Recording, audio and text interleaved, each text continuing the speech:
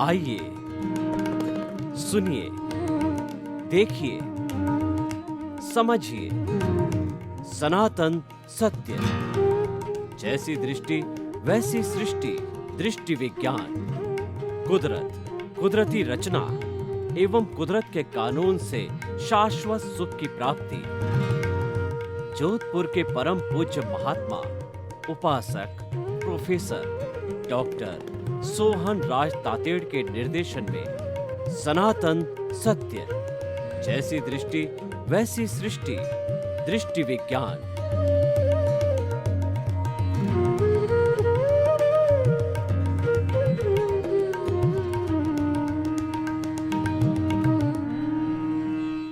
चंदेषु निम्मलयरा आयिचेषु अयं पयासैरा सागरवर गंभीरा सिद्धा सिद्धिं मम दिशन्तु, सिद्धा सिद्धिं मम दिशन्तु।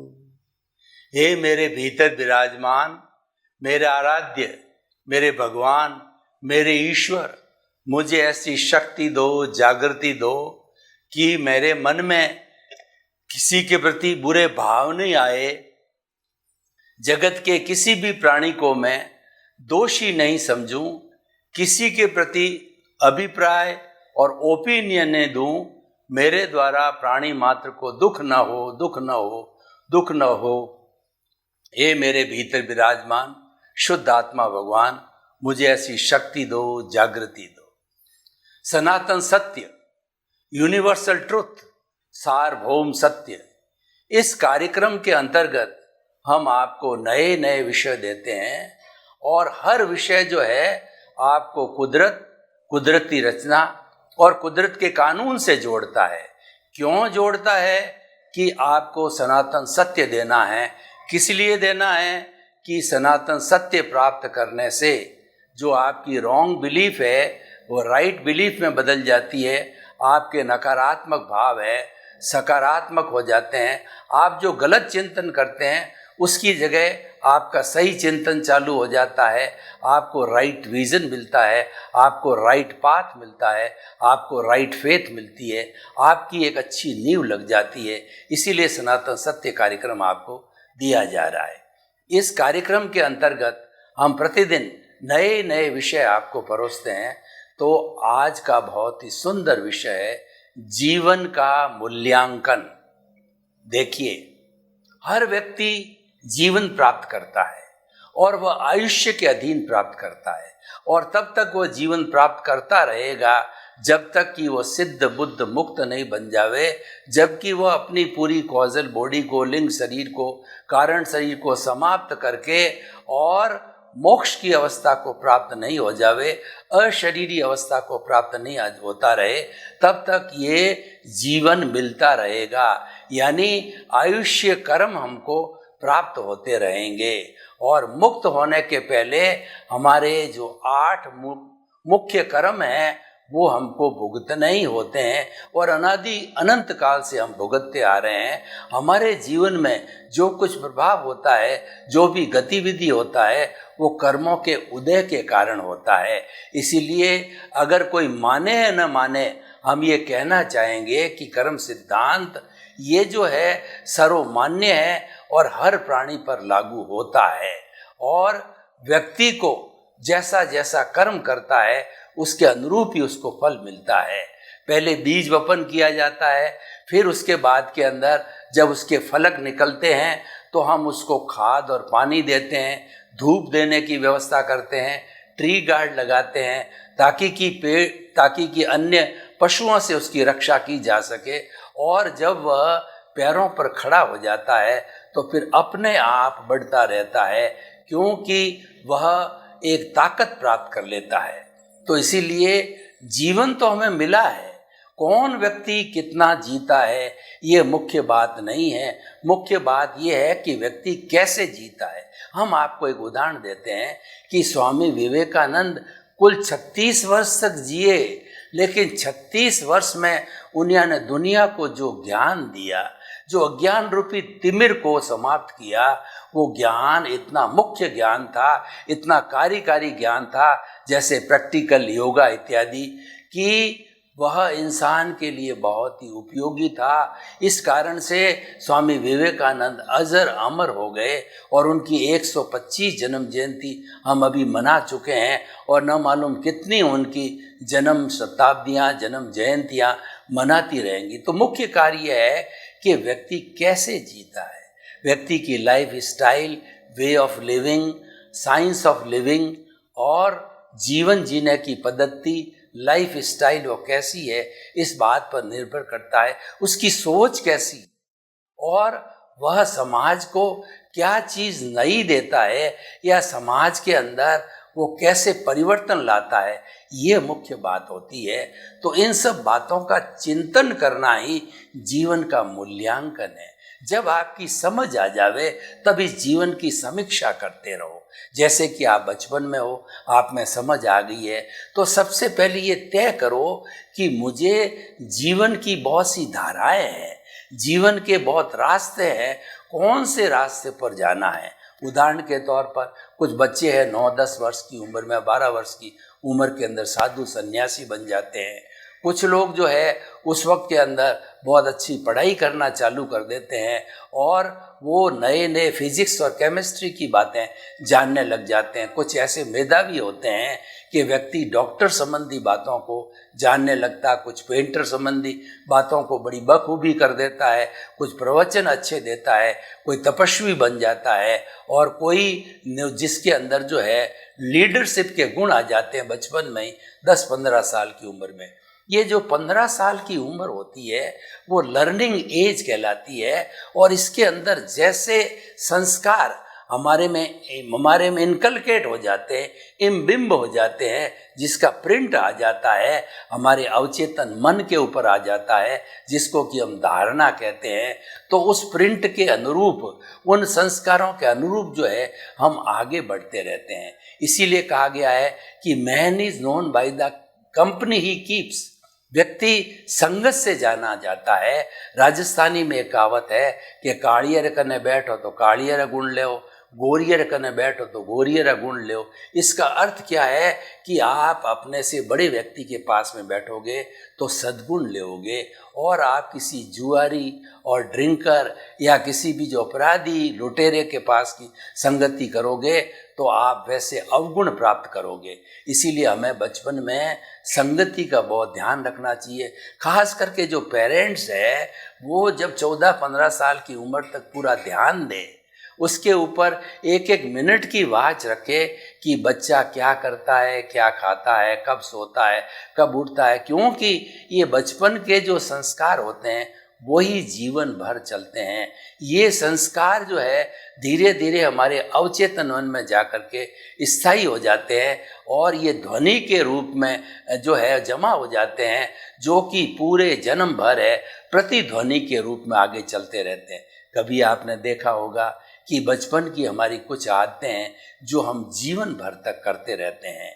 उदाहरण के तौर पर देखिए कि बचपन के अंदर अगर हम जो है शाही रहते हैं, हम जो है संकोची प्रभाव के होते हैं, तो ऐसा व्यक्ति जीवन भर संकोची प्रभाव का होता है। वाचाल है तो वाचाल रहता, दबंग होता है तो दबंग होता है। होनहार बिरवान के और होत चीकने पात। जब बच्चा जन्म लेता है तो उसके पालने में भी उसके लक्षण दिखाई देते हैं कि ये बालक होनहार होगा। जितने भी महापुरुष हुए हैं उन महापुरुषों के जीवन का मूल्यांकन बचपन में ही जो है उनके सद्गुरु द्वारा या उनके पेरेंट्स के द्वारा या किसी भी अनुभवी व्यक्ति के द्वारा कर दिया जाता। मेरा आपको जो है एक मेरा जो बचपन का जो है वो आपको संस्मरण सुनाना चाहता हूँ कि मेरे माता पिता कहा करते थे कि हमारा गांव कानोड़, जो कि बाड़मेर ज़िले के रिमोट एरिया में 22 से 21 किलोमीटर दूर था, जहाँ पर कोई सड़क नहीं, बिजली नहीं, स्कूल नहीं, पानी नहीं। 1945 में मेरा जन्म हुआ था और ऐसा बताते हैं जब मैं 4-5 साल का था तो उस वक्त में हमारे एक अजीत सिंह जी ठाकुर साहब थे जो बड़े ज्ञानी पुरुष थे।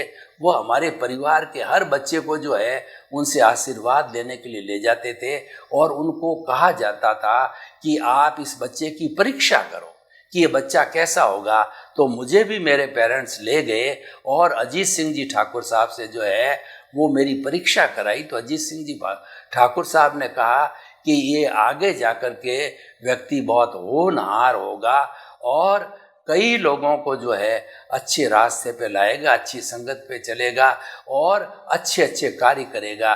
तो आज मैं 77 रनिंग में होते हुए मैं खुद जो स्मरण कर रहा हूँ, ऐसा कहा जाता है कि बच्चा एक खुली स्लेट की तरह है, उसके ऊपर जैसा हम सुसंस्कार या कुसंस्कार लिखते हैं, बच्चे के जीवन का वैसा ही निर्माण होता है। बच्चा एक खुली पुस्तक होता है, उसके ऊपर जो लिखा जाता है बच्चा उसको सीख लेता है और सीख करके उससे अपने जीवन का निर्माण करता है।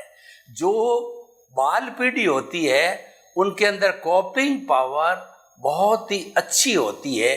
माता पिता जैसा घर में व्यवहार करते हैं, वो प्रेम से रहते हैं, झगड़ते हैं या जैसी जैसी वो एक्टिविटीज करते हैं, उसका बच्चे के जीवन में बहुत कुछ प्रभाव पड़ता है और वो चीज़ें उसके जीवन के अंदर ढल जाती है, उससे उसके जीवन का मूल्यांकन होता है। अतः बचपन में पेरेंट्स को खास तौर से ध्यान रखना चाहिए कि बच्चों को ऐसे संस्कार दिए जाएं कि हम उसके जीवन का कैसा निर्माण करना चाहते हैं। क्या हम उसको एक महान पुरुष बनाना चाहते हैं, एक अच्छा इंसान बनाना चाहते हैं, या जो है वह साधारण रूप से जैसा होता है वैसा चलता रहे वैसा बनाना चाहते हैं। जो शिक्षित माता पिता होते हैं, जो इंट्यूशनल पेरेंट्स होते हैं, वो हमेशा चाहते हैं कि हमारी जो संतान है वो हमसे कहीं बढ़ कर के हो, हमारी संतान है हमारा नाम कमावे। कहा भी गया है कि बेटा रुपया, बेटा बाप 1 रुपया तो बेटा 1.25 रुपया होना चाहिए। हर एक पेरेंट्स ये चाहते हैं कि हमारा बच्चा हमारे से बहुत आगे बढ़े, तरक्की करे, और ये होता भी है, क्योंकि ओल्ड एज के अंदर कहिए या पुरानी पीढ़ी को जो साधन मिलने चाहिए उससे अधिक साधन जो है नई पीढ़ी को मिलते हैं, और नई पीढ़ी अपने अगर जीवन का मूल्यांकन कर लेती है तो उन साधनों का सदुपयोग हो जाता है। देखिए कि आज का युग विज्ञान का युग है और विज्ञान ने इतनी तरक्की कर ली है कि उसकी मदद से हम चाहें जैसा अपने आप को ढाल सकते हैं, बना सकते हैं, क्योंकि साधन बहुत हो गए। हम चाहते हैं कि हमारे अच्छी चीज़ हो, जैसे यूट्यूब है, ब्लॉगर है, ट्विटर है, इंस्टाग्राम है और जो वेबसाइट्स है, उसके माध्यम से हमारी आइडियोलॉजी, हमारी विचारधारा और हमारा क्या चिंतन है हम पूरे विश्व के अंदर फैला सकते हैं। जब विज्ञान ने इतनी तरक्की नहीं की तो 5 किलोमीटर दूरी पे गांव की एक्टिविटी का पता एक दूसरे को नहीं पड़ता था। जब जाता था तभी जो है जाकर के ही पता किया जा सकता था। लेकिन आज अगर कोई भी जीवन को अच्छा बनाना चाहता है तो साधन के रूप में इन साइंटिफिक जो हमारे पास साधन है उनका सदुपयोग कर सकता है। अब प्रश्न ये है कि हम उन साधनों का सदुपयोग करते हैं या दुरुपयोग करते हैं। उदाहरण के तौर पर एक चाकू लीजिए, वह चाकू जो है फल काटने के काम आता है, सब्जी काटने के काम आता है, रस्सी काटने के काम आता है, किसी पैकिंग को काटने काम आता है, कागज़ को काटने के काम आता है। उसके मल्टीपर्पज़ उसके जो है यूज़ है। लेकिन अगर हम उस चाकू से दुरुपयोग करें तो किसी का पेट भी फाड़ा जा सकता है, किसी का मर्डर भी किया जा सकता है और जो है किसी को कष्ट भी दिया जा सकता है। यानी हम साधनों का उपयोग कैसे करते हैं उससे जीवन का हमारा निर्माण होता है, और ये जीवन का निर्माण व्यक्ति तभी कर सकता है कि वो बचपन से ही जो है उसका मूल्यांकन करना चालू करे। देखिए हमारे पास एक बहुत अच्छी पुस्तक है लेकिन हम उसका मूल्यांकन नहीं करते हैं तो पुस्तक इधर उधर रद्दी में पड़ी रहती है, और हम उसका मूल्यांकन करते हैं तो उसको पढ़ते हैं और पढ़ कर के उसमें जो अच्छी अच्छी बातें हैं वो अच्छी बातें ग्रहण करते हैं। मैं आपको उदाहरण के तौर पे बताता हूँ कि 1961 में मैं 9th क्लास में था और मेरे पुण्योदय भाग्योदय से एक मेरे मित्र थे जो मेरे से काफ़ी बड़े थे, एडवोकेट थे, तो उन्होंने महात्मा इन 8 वॉल्यूम्स रिटन बाय तेंदुलकर, जो प्रत्येक जो पुस्तक थी लगभग 500 पेजेस की थी और महात्मा गांधी की बायोग्राफी थी और उसमें उनके सारे फोटोग्राफ्स थे, इंग्लिश के अंदर थी। मुझे उन्होंने जो है मेरे जन्मदिन के ऊपर 8वां वॉल्यूम मुझे भेंट किए कि ये बच्चा स्टूडियस है, इसका सदुपयोग करेगा। आपको मैं बताना चाहता हूँ कि मैंने उन सारी पुस्तकों को आद्योपांत पढ़ा। मेरे जीवन के अंदर उसको एक संस्कार मुझे मिले कि जीवन का मूल्यांकन ऐसा होना चाहिए।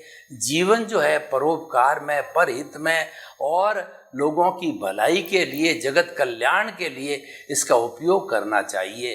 तो वो संस्कार मेरे भीतर जो है, लगभग मैं जो है 12-13 साल का था, तो उस वक्त के अंदर अंकुरित हुए और वो अंकुरित संस्कार आज एक बड़े वटवृक्ष का रूप ले रहा है।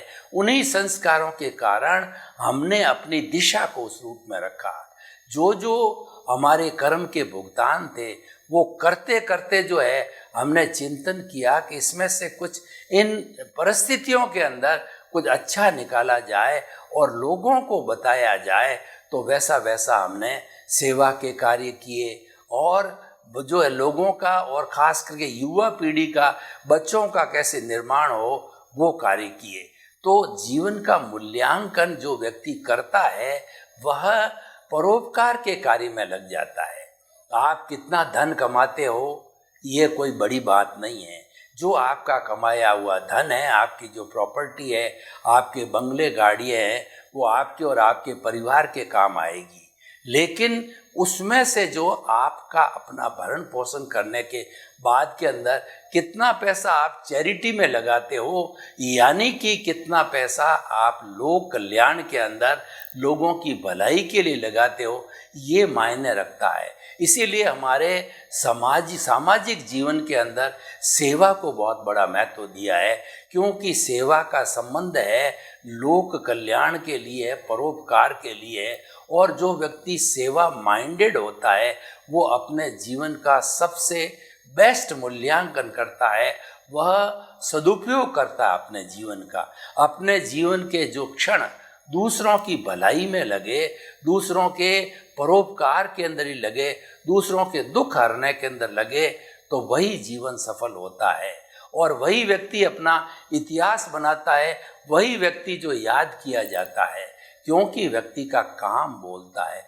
कौन सा काम जो कि समाज हित के लिए किया गया है, लोक कल्याण के लिए किया गया है, जन समुदाय के लिए किया गया है। और ये कार्य कई तरह के हो सकते हैं, शिक्षा के, मेडिकल के, और व्यक्तियों को जो है वो लूले, लंगड़े, अपाहिज, मूक, बधिर, अनाथ और जो है वो विधवाएं, वृद्ध, इतने बहुत से सेक्शन है हमारी सोसाइटी के अंदर जिनको सेवा की आवश्यकता। और हिंदुस्तान तो एक ऐसा देश है जो 50% गरीबी रेखा के नीचे है, तो वहाँ पर तो सेवा का बहुत बड़ा महत्व है। तो हम ये कहना चाहते हैं कि इंडिया के अंदर सेवा का बहुत स्कोप है, इसीलिए खूब सेवा की जानी चाहिए। और सेवा का जो है उपयोग जानने वाला, सेवा माइंडेड व्यक्ति अपने जीवन का बहुत सही मूल्यांकन कर लेता है। और सेवा कोई भी व्यक्ति किसी भी परिस्थिति में कर लेता है, उसके दिमाग में सेवा की बात होनी चाहिए। मैं उदाहरण के तौर पे आपको बताना चाहता हूँ कि एक डॉक्टर है जो कि अपनी फीस लेकर के और जो है वो लोगों को ठीक करता है। अच्छी बात है, फीस तो उसको लेनी पड़ेगी, उसको अपने भी परिवार का भरण पोषण करना है, लेकिन वह फीस रीजनेबल ली जानी चाहिए। ऐसी फीस ली जानी चाहिए कि हर व्यक्ति उसको अफोर्ड कर ले। और देखिए, सेवा माइंडेड जो डॉक्टर होगा वो डॉक्टर मरीज को देख करके ये कहेगा कि आप तो बिल्कुल ठीक है, आप बहन जी, माता जी और जो है भाई साहब, आप जो है ठीक हो जाओगे, आपके कोई विशेष तकलीफ नहीं है, 1-2 जांच करवा देता हूँ और जो है मैं आपके जो है वो कुछ ट्रीटमेंट के लिए मेडिसिन्स लिख देता हूँ, तो ऐसा व्यक्ति जो है वो ट्रीटमेंट देता है वो मरीज के साथ में, तो मरीज के 50% तो इलाज वैसे ही हो जाता है। ये किस लिए हुआ कि उस डॉक्टर के अंदर सेवा की भावना है। और उसकी जगह लोभी डॉक्टर की बात बतावें तो लोभी डॉक्टर जो है वह मरीज के आते जो है पैसे कमाने की दृष्टि से कहेगा, अरे आपने बहुत देरी कर दी, आपकी जो है बीमारी तो ये लास्ट स्टेज पर आ गई है, आपको ये ऑपरेशन कराना पड़ेगा और ये जो है आपको टेस्ट कराना पड़ेगा। वो मरीज को इतना भावुक, इतना वियल बना देता है, क्योंकि उसको तो पैसे बटोरने हैं और अधिक से अधिक टेस्ट कराएंगे जिसमें उसका कमीशन लगा हुआ है, या ऑपरेशन कराएगा उसमें उनका कमीशन है। तो कमीशन बेस्ड हो, दवाइयों का कमीशन होता है, तो कमीशन बेस्ड होकर के और पैसा कमाने की दृष्टि से वो उस पेशेंट को लूटता है। और ऐसी स्थिति के अंदर तो पेशेंट बेचारा वो आते ही, अगर बीमारी 50% ही थी तो 100% बीमारी हो जाती है और वो डॉक्टर के चुंगल में आ जाता है। तो इसीलिए इस समाज के अंदर दो तरह के लोग हैं, सेवा भावी भी है और कंटक भी है। समाज के कंटक अपराध करते हैं, वो दवाइयों के अंदर मिलावट करते हैं, मसालों में मिलावट करते हैं, खाने की वस्तुओं के अंदर मिलावट करते हैं, और वो घी, तेल इत्यादि सब के अंदर वो मिलावट करते हैं, क्योंकि उनका ध्येय पैसा कमाना है। अब उनको पता नहीं कि ये जो है आवश्यकता के अतिरिक्त जो पैसा जो इकट्ठा किया हुआ है, तो हमारी संतान जो है वो बदमाश निकल जाएगी, हम बीमार हो जाएंगे, क्योंकि अनैतिकता से कमाया हुआ पैसा टिकता नहीं है, वो तो ब्याज सूद सहित जो है वो वापस चला जाता है। तो हमें अनैतिक कार्य नहीं करना चाहिए। ये जीवन का जो है एक कहना चाहिए कि निराशाजनक पार्ट है, ये जीवन को हराश करने की बात है, ये जीवन को बिगाड़ने की बात है। ऐसा व्यक्ति अपने जीवन का मूल्यांकन नहीं करता है। और जो व्यक्ति सेवा माइंडेड होता है, परोपकार माइंडेड होता है, वह व्यक्ति जो है अपने जीवन का दी बेस्ट मूल्यांकन कर लेता है। और देखिए, जीवन का मूल्यांकन करने में सबसे बड़ी बात होती है व्यक्ति को टाइम मैनेजमेंट का बहुत ध्यान रखना चाहिए। उसको जो है सुबह उठने से रात को सोने तक जो है कौन कौन से जरूरी कार्य है उसकी दिमाग में सूची उसके सोने के पहले ही बना देनी चाहिए। उसके अंदर से असाइनमेंट और प्रायोरिटी करनी चाहिए। ये काम 1 नंबर का, 2 नंबर का, 3 नंबर का, और ये काम तो आज ही किए जाने हैं, तो उनकी असाइनमेंट प्रायोरिटी कर देनी चाहिए। जैसे आपने किसी से कमिटमेंट किया कि मैं इतना पैसा भेजूंगा, तो सबसे पहले वो कार्य कीजिए। आपने किसी से कमिटमेंट किया कि मैं आपके कार्यक्रम में हाजिर होऊंगा, तो आप उस समय पर चले जाइए। आपने जो किसी को कमिटमेंट किया कि जो है आज मैं ये पुस्तक का इतना मैटर भेज दूंगा, मतलब हर एक का अपना जो सामाजिक जीवन है वो रिलेटिव जीवन है, वो परस्परोपग्रह जीवानाम के आधार पर चलता है। हम एक दूसरे को मदद करते हैं, मदद लेते हैं, क्योंकि अकेला चना पहाड़ नहीं फोड़ सकता, अकेला व्यक्ति कुछ नहीं कर सकता। हर एक रिलेटिव है। मैं आपको कुछ चीज़ रिलेटिव कैसे बताना चाहता हूँ कि पेड़ पौधे आपको ऑक्सीजन न दें तो आपका जीवन दूभर हो जाएगा। नदी नाले और या कुएं आपको पानी न दें तो आप प्यासे रह जाएंगे। आप प्यासे कितनी देर तक रह जाते हैं। किसान है, अगर खेत के अंदर फूड ग्रेन्स नहीं उगाएगा, फिर जो अपने खेत के अंदर सब्जियां नहीं उगाएगा, फ्रूट नहीं उगाएगा, तो किस तरीके से आपका जो है वो संतुलित डाइट आपको मिल पाएगी। यानी कोई भी कपड़ा जो है बुनने वाला अगर कपड़ा सही समय पे तैयार नहीं करेगा तो मार्केट में आपको मनपसंद कपड़ा कैसे मिलेगा। यानी हमारा जीवन सापेक्ष जीवन है, रिलेटिव जीवन है। तो इस जीवन के लिए हमको मूल्यांकन करना चाहिए। हमें हर व्यक्ति का मूल्यांकन करना चाहिए और हर व्यक्ति के प्रति, उन सभी के प्रति कृतज्ञता ज्ञापित करनी चाहिए जो कि हमें कंट्रीब्यूट करते हैं। तो मैं ये कहना चाहता हूँ कि अपने जीवन का मूल्यांकन जो अगर मैं जो है बाह्य जगत के हिसाब से बात करूँ, मैं व्यवहार जगत से हिसाब से बात करूँ कि आप दूसरों की कितनी मदद करते हो, दूसरों के बारे में कैसा पॉजिटिव सोचते हैं, दूसरों के दुख दर्द में कितने काम आते हैं, आपके मन में दूसरों के प्रति कितने अच्छे भाव हैं, लोक कल्याण जगत कल्याण की आप में भावना है या नहीं, या लोगों के जो है विचारों का आप कितना आदर करते हो, ये सारा हमारा जो है वह लोक कल्याण में आता है। और ये जीवन का दी बेस्ट उपयोग होता है हमारे बाह्य जगत के अंदर। अब मैं थोड़ा भीतरी जगत की बात करूं। जो हमारा भीतरी जगत होता है वो एब्सोल्युटली प्राइवेट जगत होता है, जिसमें परिंदा भी पर नहीं मार सकता है। आप चाहते हो मुझे प्राइवेसी चाहिए, तो वो प्राइवेसी आपको भीतरी जगत के अंदर मिलेगी। वहाँ पर आप में कितनी भले प्रिय पत्नी हो तो भी उस जगत के अंदर वो एंट्री नहीं ले सकती। उसके अंदर आप और आपका प्रभु है। स्वयं का स्वयं से वार्तालाप करो, प्रभु के चरणों में नतमस्तक हो जाओ और प्रभु को जो है ये आश्वासन दो कि प्रभु मैं जल्दी से जल्दी आपको जो है इस सोहन राज रूपी कारावास से आपको शीघ्र मुक्त कराऊंगा, ताकि आप मूल स्वरूप के अंदर मुक्ति में मोक्ष के अंदर विराज जाओ और शाश्वत सुख को प्राप्त करो।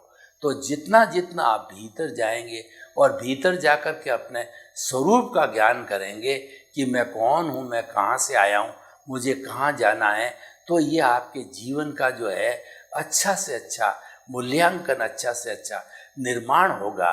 तो जीवन का मूल्यांकन वही व्यक्ति कर सकता है जो कि जीवन को समझता है।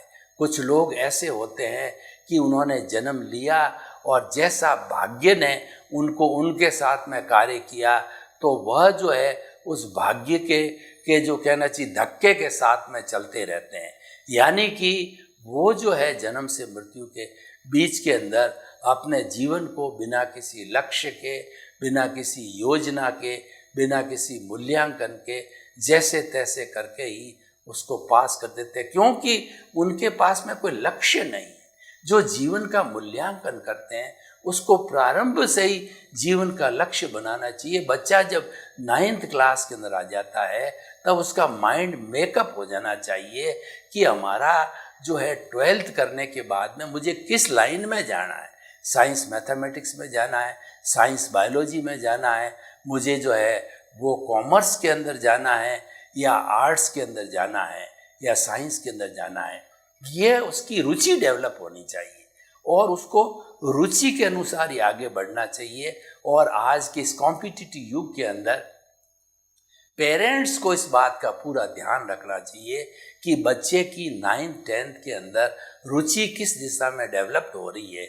साइंस में हो रही है, जो आपकी फिजिकल साइंस में हो रही है, कि जो है उसका मेडिकल साइंस के अंदर हो रही है, कॉमर्स में हो रही है, व्यापार वगैरह में, MBA CA में हो रही है, या आर्ट साइंस के जितने जितने विषय है, फिलोसॉफी है, योग है, एजुकेशन है।